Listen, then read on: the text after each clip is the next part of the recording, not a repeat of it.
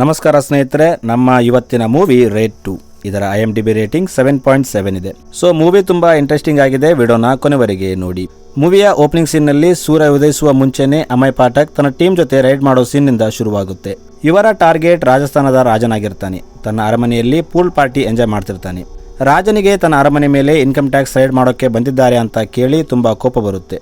ಮತ್ತೆ ರಾಜ ರೈಡ್ ಮಾಡೋಕೆ ಬಂದ ಟೀಮ್ ಮೇಲೆ ಬಂದೂಕಿನಿಂದ ಅಟ್ಯಾಕ್ ಮಾಡಿಸ್ತಾನೆ. ಆತ ತನ್ನೆಲ್ಲ ಬೆಲೆ ಬಾಳೋ ವಸ್ತುಗಳನ್ನೆಲ್ಲ ಒಂದು ಟ್ರಕ್ ನಲ್ಲಿ ತುಂಬಿಸಿ ಬೇರೆ ಕಡೆ ಶಿಫ್ಟ್ ಮಾಡ್ತಿರ್ತಾನೆ. ಇದೆಲ್ಲ ಅಮಯ್ ಪಾಠಕ್ಗೆ ಗೊತ್ತಿರುತ್ತೆ. ಈತ ರಾಜನ ಅರಮನೆ ಮೇಲೆ ರೈಡ್ ಮಾಡಿದ್ರೆ ಖಂಡಿತ ರಾಜ ತನ್ನ ಸಂಪತ್ತನ್ನ ಉಳಿಸಿಕೊಳ್ಳಕ್ಕೆ ಈ ತರದ ಕೆಲಸ ಮಾಡ್ತಾನೆ ಅಂತ ಅಮಯ್ ತನ್ನ ಬುದ್ಧಿನ ಉಪಯೋಗಿಸಿ ಟ್ರಕ್ ನ ವಶಕ್ಕೆ ಪಡಿತಾನೆ.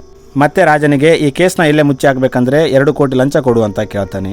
ಈ ವಿಷಯ ಇನ್ಕಮ್ ಟ್ಯಾಕ್ಸ್ ಡಿಪಾರ್ಟ್ಮೆಂಟ್ಗೆ ಗೊತ್ತಾದಾಗ ಅವರು ಅಮಯ್ ಪಾಠಕ್ನ ಟ್ರಾನ್ಸ್ಫರ್ ಮಾಡ್ತಾರೆ. ಈ ವಿಷಯ ಅಮಯ್ನ ಹೆಂಡತಿ ಮಲಿನಿಗೆ ಗೊತ್ತಾದಾಗ ಅವಳು ಅಮಯ್ಗೆ ಏನು ಹೇಳಬೇಡಿ, ನಿಮ್ಮ ಕಣ್ಣುಗಳನ್ನು ನೋಡಿದ್ರೆ ನನಗೆ ಅರ್ಥವಾಗುತ್ತೆ, ನೀವು ಲಂಚ ತಗೊಳ್ಳೋ ವ್ಯಕ್ತಿ ಅಲ್ಲ ಅಂತ ಹೇಳ್ತಾಳೆ. ಈಗ ಇವರು ಅಮಯ್ಗೆ ಟ್ರಾನ್ಸ್ಫರ್ ಆದ ಹೊಸ ಊರಿಗೆ ಹೋಗೋಕೆ ರೆಡಿ ಆಗ್ತಾರೆ. ಇನ್ನೊಂದು ಕಡೆ ನಮಗೆ ರಾಮೇಶ್ವರ್ ಠಾಕೂರ್ನ ತೋರಿಸ್ತಾರೆ.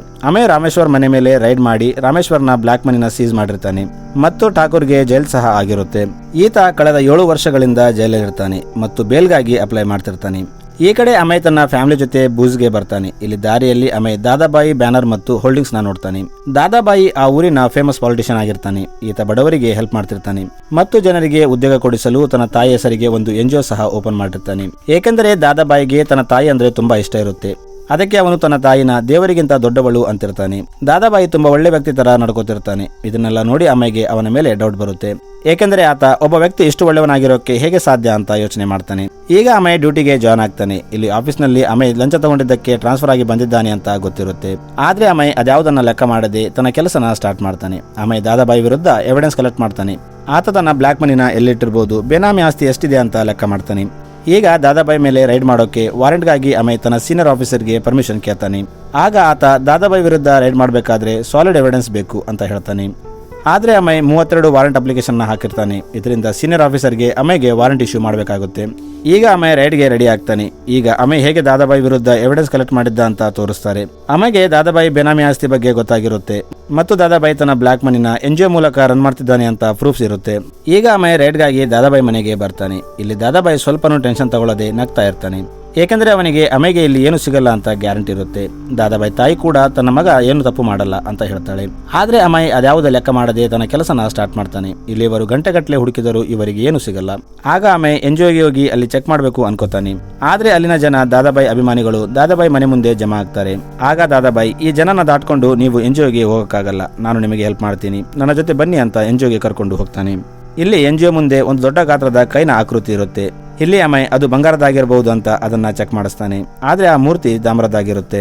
ಈ ರೈಡಲ್ಲಿ ಅಮಯ್ಗೆ ಏನೂ ಸಿಗಲ್ಲ. ದಾದಾಬಾಯಿ ಅಮಯ್ಗೆ ನೆಕ್ಸ್ಟ್ ಟೈಮ್ ನೀವು ಬರುವಾಗ ಹೇಳಿ ಬನ್ನಿ, ನೀವು ಈ ರೀತಿ ಬರಿಗೈಯಲ್ಲಿ ಹೋಗೋದು ನನಗೆ ಇಷ್ಟ ಆಗ್ತಿಲ್ಲ ಅಂತ ಹೇಳ್ತಾನೆ. ಈಗ ಅಮಯ್ ರೈಡ್ ನ ಬಂದ್ ಮಾಡ್ತಾನೆ. ಮಾರನೇ ದಿನ ಇನ್ಕಮ್ ಟ್ಯಾಕ್ಸ್ ಕಮಿಟಿ ಅಮಯ್ನ ಸಸ್ಪೆಂಡ್ ಮಾಡುತ್ತೆ. ಈ ವಿಷಯ ಜೈಲಲ್ಲಿದ್ದ ಠಾಕೂರ್ಗೆ ಗೊತ್ತಾದಾಗ ಆತ ತುಂಬಾ ಖುಷಿ ಆಗ್ತಾನೆ.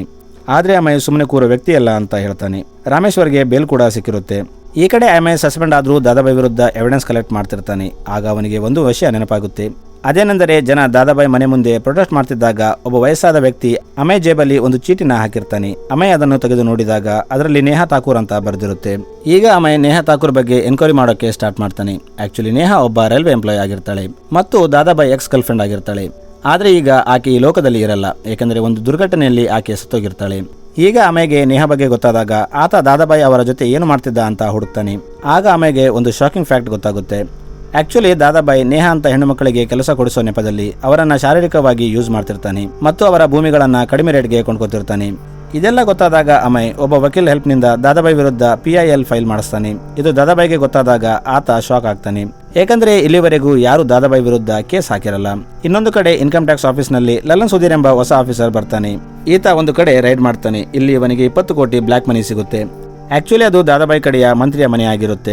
ಇದು ಸುಧೀರ್ಗೆ ಗೊತ್ತಾದಾಗ ಅವನು ದಾದಾಬಾಯಿ ಹತ್ರ ಹೋಗಿ, ನನಗೆ ಅದು ನಿಮ್ಮ ಕಡೆಯವರ ಮನೆ ಅಂತ ಗೊತ್ತಿದ್ದಿಲ್ಲ, ನಾನು ಅಮಯ್ನಂತೆ ಅಲ್ಲ, ನಾನು ನಿಮಗೆ ಫುಲ್ ಸಪೋರ್ಟ್ ಮಾಡ್ತೀನಿ, ನೀವು ಯಾರ ಮೇಲೆ ರೈಡ್ ಮಾಡಬೇಕು ಯಾರ ಮೇಲೆ ರೈಡ್ ಮಾಡಬಾರ್ದು ಅಂತ ಹೇಳಿ, ನಾನು ನಿಮ್ಮನ್ನ ಫಾಲೋ ಮಾಡ್ಕೊಂಡು ಹೋಗ್ಬಿಡ್ತೀನಿ ಅಂತ ಹೇಳ್ತಾನೆ. ಇದನ್ನ ಕೇಳಿ ದಾದಾಬಾಯಿ ತುಂಬಾ ಖುಷಿ ಆಗ್ತಾನೆ. ಯಾಕಂದ್ರೆ ಇದರಿಂದ ಆತ ತನ್ನ ಬ್ಲಾಕ್ ಮನಿನ ಸೇಫ್ ಇಡೋದಲ್ಲದೆ ತನ್ನ ವಿರೋಧಿಗಳ ಮೇಲೆ ರೈಡ್ ಮಾಡಿಸಬಹುದಾಗಿರುತ್ತೆ. ಇನ್ನೊಂದು ಕಡೆ ಅಮಯ್ ಇನ್ಕಮ್ ಟ್ಯಾಕ್ಸ್ ಆಫೀಸ್ಗೆ ಬರ್ತಾನೆ. ಇಲ್ಲಿ ಅಮಯ್ ಸೀನಿಯರ್ ಆಫೀಸರ್ಗೆ ನನ್ನ ಹತ್ರ ದಾದಾಬಾಯಿ ವಿರುದ್ಧ ಸಾಲಿಡ್ ಎವಿಡೆನ್ಸ್ ಇದೆ. ಅವನ ಮನೆಯ ಮೇಲೆ ಇನ್ನೊಂದು ರೈಡ್ ಮಾಡೋಕ್ಕೆ ಅವಕಾಶ ಸಿಕ್ಕರೆ ನಾನು ನಿಮಗೆ ಮಿನಿಮಮ್ 500 ಕೋಟಿವರೆಗೆ ಬ್ಲಾಕ್ ಮನಿ ಹಿಡಿದು ಕೊಡ್ತೀನಿ ಅಂತ ಹೇಳ್ತಾನೆ. ಇದನ್ನ ಕೇಳಿ ಸೀನಿಯರ್ ಆಫೀಸರ್ ಅಮಯ್ ಸಸ್ಪೆನ್ಷನ್ ನ ಕ್ಯಾನ್ಸಲ್ ಮಾಡಿಸ್ತಾನೆ ಮತ್ತು ಅಮಯ್ಗೆ ರೈಡಲ್ಲಿ ಏನು ಸಿಕ್ಕಿಲ್ಲ ಅಂದ್ರೆ ಅಂತ ಕೇಳ್ತಾನೆ. ಆಗ ಅಮಯ್ ಇದು ನನ್ನ 75ನೇ ರೈಡ್ ಆಗಿದೆ, ಏನು ಸಿಕ್ಕಿಲ್ಲ ಅಂದ್ರೆ ಇದೇ ನನ್ನ ಲಾಸ್ಟ್ ರೈಡ್ ಅಂತ ಹೇಳ್ತಾನೆ. ಈ ಕಡೆ ನಮಗೆ ರಾಮೇಶ್ವರ್ ಠಾಕೂರ್ನ ತೋರಿಸ್ತಾರೆ. ಈತ ಒಂದು ಹೊಸ ಹೋಟೆಲ್ನಲ್ಲಿರ್ತಾನೆ. ಈತ ಇಲ್ಲಿ ತನ್ನ ಕಡೆಯವರಿಗೆ ಇಲ್ಲಿ ಅಮಯ್ ರೈಡ್ ಮಾಡೋಕೆ ಬರ್ತಾನೆ, ಅವನು ಸುಮ್ಮನೆ ಕೊಡೋದಿಲ್ಲ ಅಂತ ಹೇಳ್ತಾನೆ ಮತ್ತು ನಾವು ಎಕ್ಕುಟ್ಟು ಹೋದ್ಮೇಲೆ ಬೇರೆಯವರು ಎಕ್ಕುಟ್ಟು ಹೋಗ್ತಿದ್ರೆ ನೋಡೋಕ್ಕೆ ಮಜಾ ಬರುತ್ತೆ ಅಂತ ಹೇಳ್ತಾನೆ. ಈಗ ಅಮಯ್ ತನ್ನ ವಾನರ ಸೇನೆಯೊಂದಿಗೆ ದಾದಾಬಾಯಿ ಹೊಸ ಹೋಟೆಲ್ ಮೇಲೆ ರೈಡ್ ಮಾಡ್ತಾನೆ. ದಾದಾಬಾಯಿ ಊರಲ್ಲಿ ಇರಲ್ಲ, ಆತ ಯಾವುದೋ ರ್ಯಾಲಿಗೋಸ್ಕರ ದೆಹಲಿಗೆ ಹೋಗಿರ್ತಾನೆ. ಇಲ್ಲಿ ಅಮಯ್ ಟೀಮ್ ಹೋಟೆಲ್ ಮೇಲೆ ದಾಳಿ ಮಾಡಿದಾಗ ಅವರಿಗೆ ಒಂದು ರೂಮ್ ತುಂಬಾ ಹಣ ಸಿಗುತ್ತೆ. ಇದನ್ನೆಲ್ಲ ನೋಡಿದ ಅಮಯ್ ಟೀಮ್ ಒಂದೊಂದು ಸಲ ನಾವೆಲ್ಲ ಲಂಚ ಯಾಕೆ ತಗೊಳ್ಳಲ್ಲ ಅಂತ ಅನಿಸುತ್ತೆ ಅಂತ ಹೇಳ್ತಾರೆ. ತನ್ನ ಹೋಟೆಲ್ ಮೇಲೆ ರೈಡ್ ಆದ ವಿಷಯ ದಾದಾಬಾಯಿಗೆ ಗೊತ್ತಾದಾಗ ಆತ ತುಂಬಾ ಕೋಪ ಮಾಡ್ತಾನೆ. ಈಗ ದಾದಾಬಾಯಿ ಭೋಜ್ಗೆ ಬರ್ತಾನೆ. ಇಲ್ಲೇ ದಾದಾಬಾಯಿ ತನ್ನ ಕಡೆ ಇದ್ದ ಜನರನ್ನ ಒಂದುಗೂಡಿಸಿ ಹೋಟೆಲ್ ಮೇಲೆ ದಾಳಿ ಮಾಡ್ತಾನೆ. ಇಲ್ಲಿ ಪೊಲೀಸರು ಇರ್ತಾರೆ. ಅವರು ಆ ಜನರ ತಡೆಯಲು ಟ್ರೈ ಮಾಡ್ತಾರೆ, ಆದ್ರೆ ಅವರ ಸಂಖ್ಯೆ ತುಂಬಾ ಜಾಸ್ತಿ ಇರುತ್ತೆ. ಅದಕ್ಕೆ ಅವರು ಕಂಟ್ರೋಲ್ ಆಗ್ತಿರಲ್ಲ. ಆಗ ಅಮಯ್ ಇವರು ಒಳಗೆ ಬಂದ್ರೆ ತಮ್ಮನ್ನ ಸಾಯಿಸ್ಬಿಡ್ತಾರೆ ಅಂತ ಒಂದು ಪ್ಲಾನ್ ಮಾಡ್ತಾನೆ. ಇವರು ಹೋಟೆಲ್ ಟೆರೆಸ್ ಮೇಲೆ ಹೋಗಿ ಅಲ್ಲಿಂದ ಹಣ ಕೆಳಗೆ ಬಿಸಾಕ್ತಾರೆ. ಆಗ ಇವರನ್ನು ಹೊಡೆಯಲು ಬಂದ ಜನ ಹಣ ಕಲೆಕ್ಟ್ ಮಾಡೋದ್ರಲ್ಲಿ ಬಿಸಿ ಆಗ್ತಾರೆ. ಆಗ ಟೈಮ್ ನೋಡಿ ಅಮಯ್ ತನ್ನ ಟೀಮ್ ಜೊತೆ ಅಲ್ಲಿಂದ ಎಸ್ಕೇಪ್ ಆಗ್ತಾನೆ.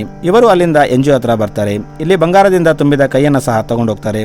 ಆಗ ಅಲ್ಲಿ ದಾದಾಬಾಯಿ ತನ್ನ ಜನರೊಂದಿಗೆ ಬರ್ತಾನೆ. ಇವರು ಅಮಯ್ನ ಹೊಡೆಯೋದ್ರಲ್ಲಿರ್ತಾರೆ. ಆಗ ಅಲ್ಲಿ ದಾದಾಬಾಯಿ ತಾಯಿ ಬರ್ತಾಳೆ, ಏಕೆಂದ್ರೆ ಆಕೆಗೆ ದಾದಾಬಾಯಿ ನಿಜವಾದ ಮುಖ ಗೊತ್ತಾಗಿರುತ್ತೆ. ಏಕೆಂದ್ರೆ ಅಮಯ್ ಹೆಂಡತಿ ದಾದಾಬಾಯಿ ಯಾವೆಲ್ಲ ಹುಡುಗಿಯರ ಜೊತೆ ಕೆಟ್ಟದನ್ನ ಮಾಡಿದ್ದಾನೋ ಅವರನ್ನ ಕರ್ಕೊಂಡು ಬಂದಿರ್ತಾಳೆ.